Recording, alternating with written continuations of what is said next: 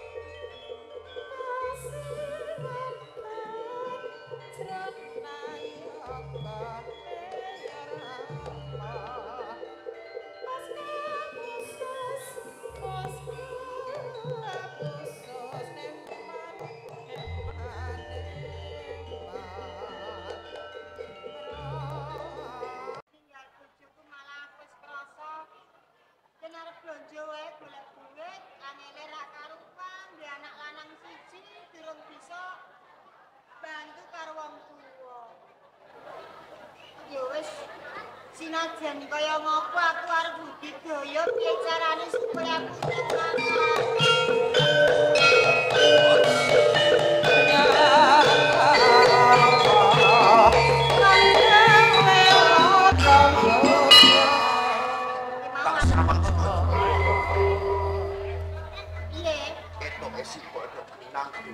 Lah yo ngene lho, Joko Tani.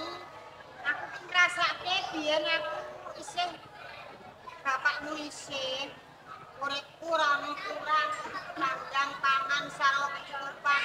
Ning bareng bapakmu ora ono, lah rasane kok yo abot banget kaya ngene, Joko Tani.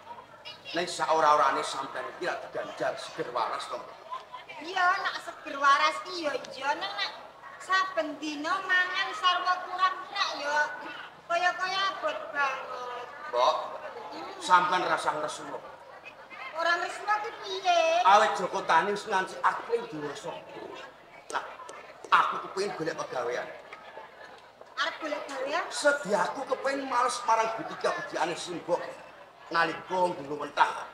Aku isih punang bayi saengga nganti akhire dewasa. Joko Tani. Sakwise aku muter nggo sing kaya ngono, aku seneng atiku. Rego apa iki mau lagi wae aku rasani karo awakku dhewe duwe anak siji wae wis gedhe. Muga-muga mbok menawa besok iki bisa sadiatu karo aku.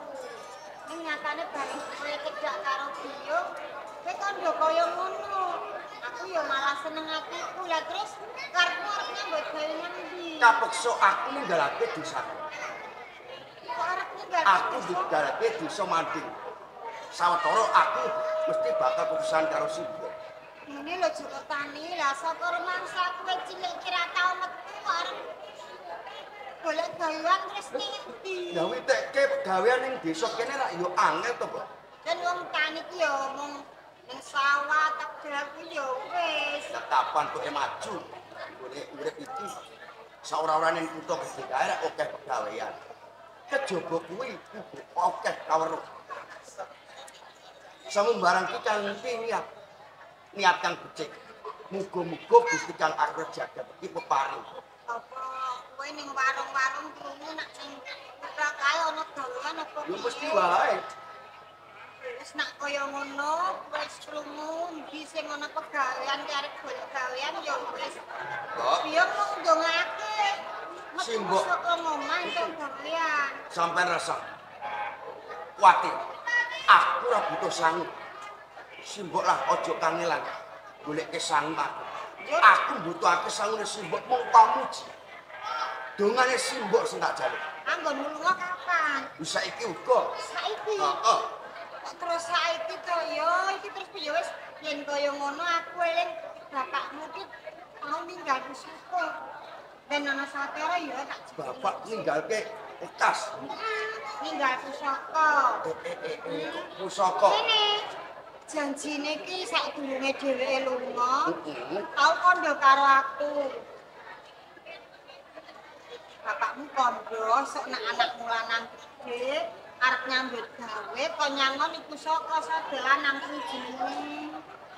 Lagi kondo simbok iki. Lah piye lah wong kowe yo arep nyambut gawe lagi. Coba-coba aku pengen ngerti, Mbak. Wis.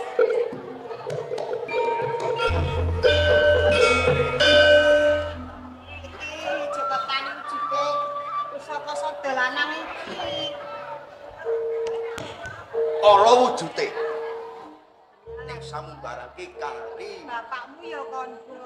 pigunane. Kowe mene pusaka karo anakmu kandhani. Pusaka iki aja nganti dienggo tumindak candala, tumindak sing becik. Sak wanci-wanci kowe uripmu kepepet iku kena mok dosa biantu awakmu. Aku tetep nulungi apa ku dadi lekasan simbok. Mbok, Piye? saiki kok aku jero pamit. Ya wis yen kaya ngono sing ati-ati ya. Donate muga-muga aku enggal entuk pegawean ya, Mbok. Ya dadi wong tuaku ora layak nggone nyuwun ana kersane Gusti besuke anake aja nganti keploro. Sing keploro ben dilakoni wong tuane anake bisa urip mulya. Sawetara tak tinggal. Sing hati-hati ya Joko Tani. Iya, Mbok.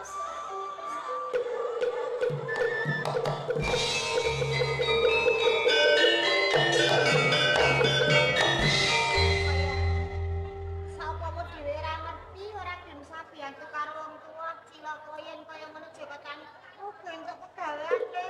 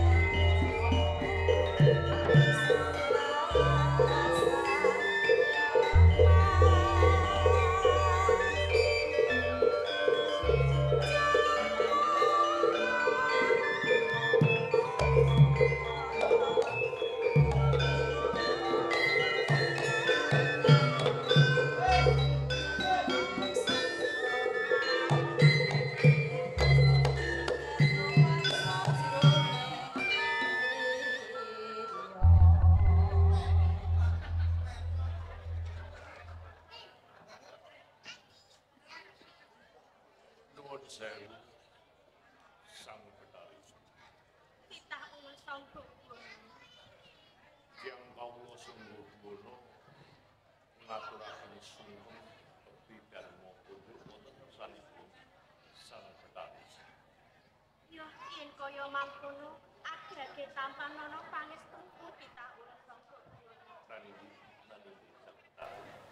Nadyan kula dicaosaken ngomongsaken jenengan Sang Betari. yen kaya ngono sungkemu tak tampa pangestu kowe enggak tampan ana ya titah Sanget kula anggen kula nyangki. Boten namung kula ngaturaken sembah pawon untuk sang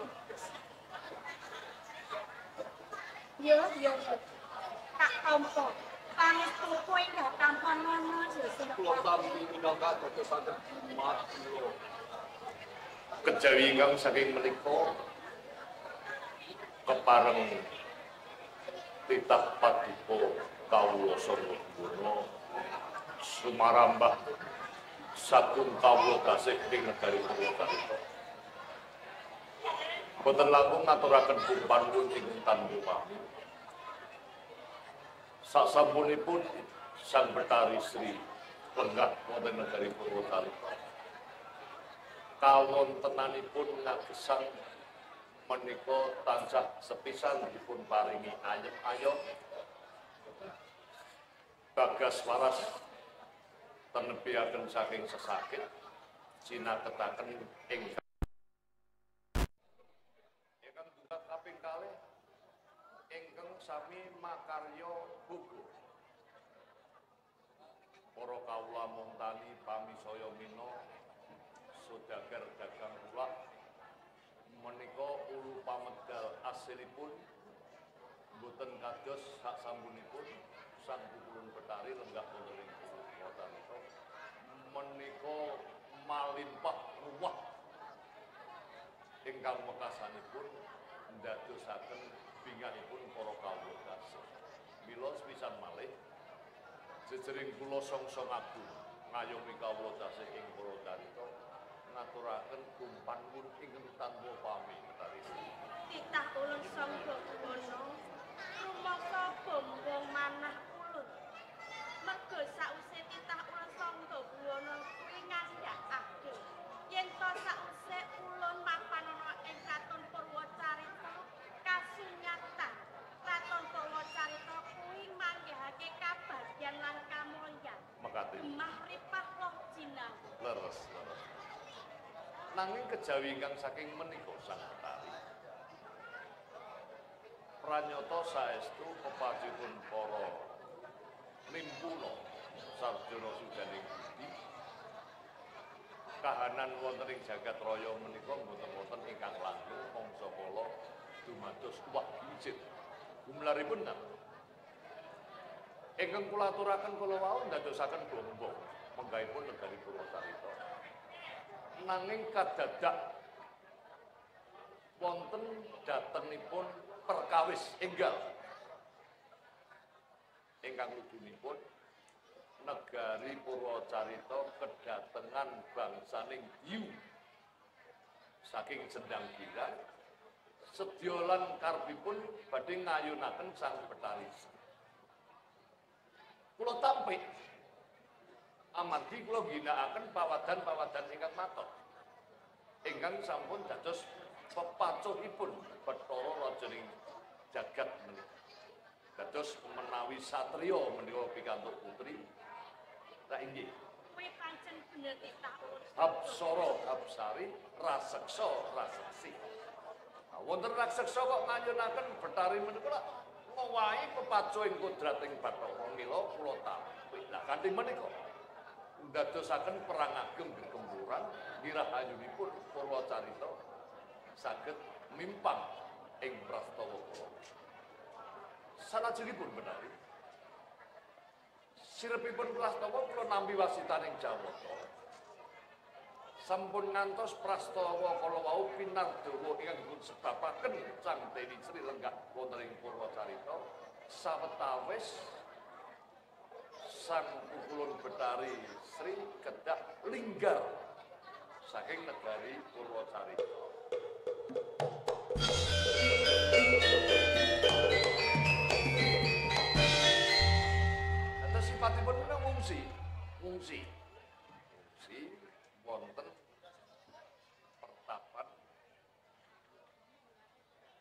Giriwarna. Iki Giriwarna wonten ngersanipun Sang Resi Pramana Jati. Duh titah ula Sangga Buwana sing gedhe pangapuramu.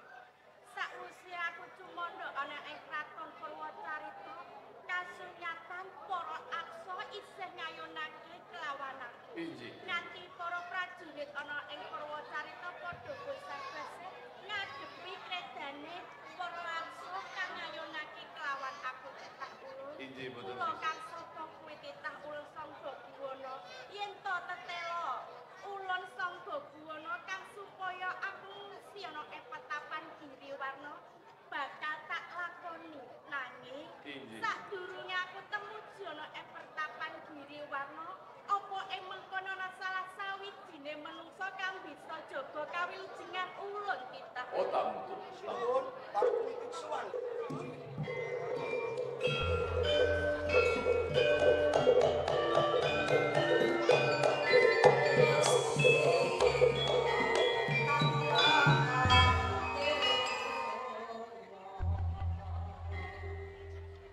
Titah ulun Sangga Buwana. Injih. Kae ana sawane kaneman sing tembekono ing kraton Purwacarita. Mula ulun tak keparengake morba karo bocah kanoman kae titah ulun. Oh injih, sendika Sang. Bocah bagus. Paring pangapunten dawuh sini. Ingsun ora ngersakake swanira ana ing Purwacarita. Kadadak gawe cingak ngrene. Sira iku sapa, Cak? Kepareng matur nami kula Joko Tani.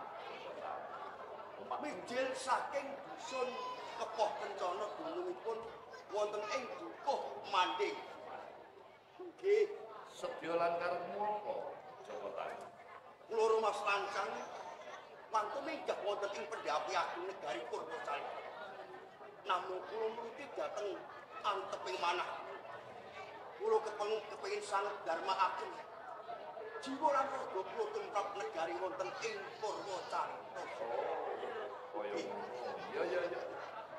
Gemang setanggilan tegese diwasa. Iki mau lagi wae ingsun butuhake pawongan kanggo Narpa Cundaka. Narpa Cundaka kuwi penderek pribadi ana ngersane Sang Betari Sri. Kuwi widodari, kowe nate weruh widodari ora? Penderek pribadi Iya. nderekaken Sang Betari Dewi Sri. Saka Pun nggih Purwacarita. mawon sepisan kula mireng. Napa mulih kula kedah ngertos dhateng kawujudanipun sing Iya, perlu kowe kudu ngerti. Dulunen iki ingkang lenggah ana ing dampar Kentara. menika iki kawastanan Sang Betari Dewi Sri. Iya. Agak puas.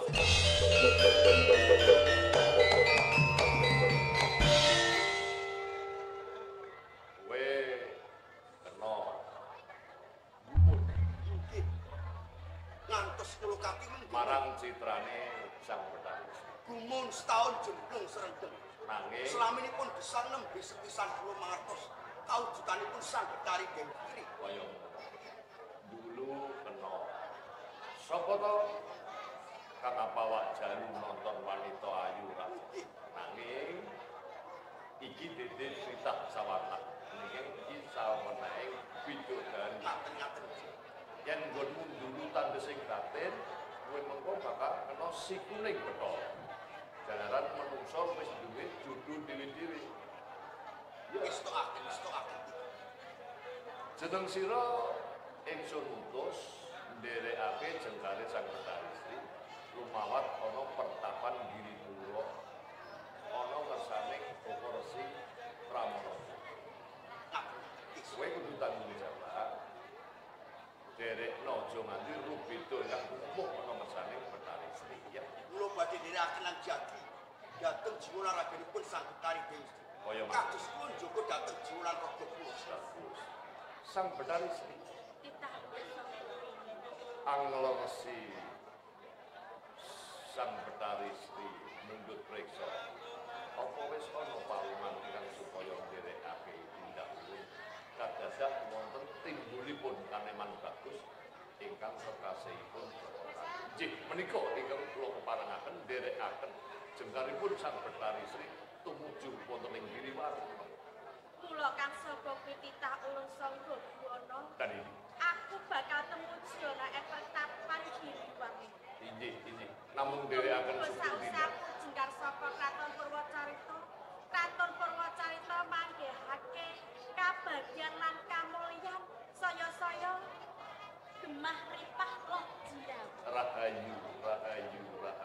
Injih, matur nuwun. Ulun Joko Tani. Ayo Paring pangatku dawuh. kang sira tak keparengake tumuju ana ing pertapan Giriwarna nderekake ulun. Monggo-monggo sak tindaku tansah kula nderekaken. Dah pareng numpang.